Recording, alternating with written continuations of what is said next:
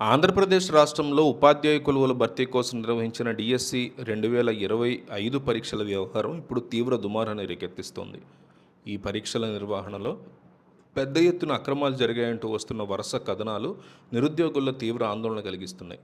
అర్హులైన అభ్యర్థులకి తీవ్ర అన్యాయం జరిగిందని, పరీక్షల ప్రక్రియ మొత్తం పారదర్శకంగా సాగలేదనే ఆరోపణలు బలంగా వినిపిస్తున్నాయి.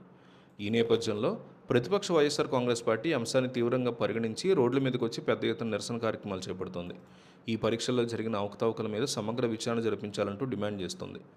ఈ మొత్తం వ్యవహారంలో పారదర్శకత లోపించిందని, దీని వెనక పెద్ద కుంభకోణమే దాగి ఉందని అనుమానాలు వ్యక్తమవుతున్నాయి. అందుకే ఈ స్కామ్ మీద నిష్పక్షపాతంగా కేంద్ర దర్యాప్తు సంస్థ సిబిఐ చేత విచారణ జరిపించాలని ప్రతిపక్షం గట్టిగా కోరుకుంటోంది.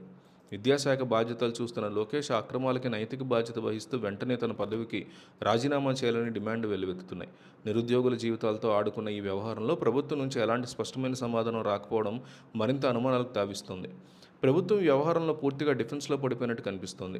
ప్రతిపక్షాల నుంచి వస్తున్న విమర్శలకి, అభ్యర్థుల నుంచి వ్యక్తమవుతున్న అభ్యంతరాలకి సరైన వివరణ ఇవ్వడంలో అధికారులు, పాలకులు విఫలమయ్యారు. దీనివల్ల సాధారణ జనంలో కూడా ఏదో తప్పు జరిగిందనే నమ్మకం గట్టిగా ఏర్పడిందంటోంది వైసీపీ.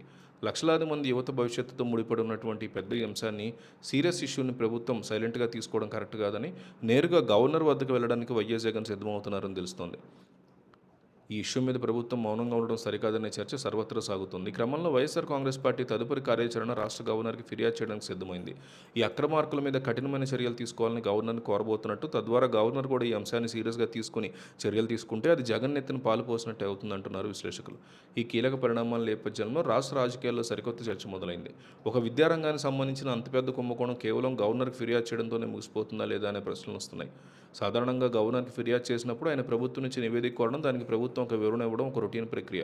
అయితే ఈ సమస్య తీవ్రత దృష్ట్యా గవర్నర్ పరిధిని దాటి ఇతర న్యాయపరమైన వ్యవస్థల వైపు కూడా వెళ్ళడానికి జగన్ ప్లాన్ చేస్తున్నారంటున్నారు.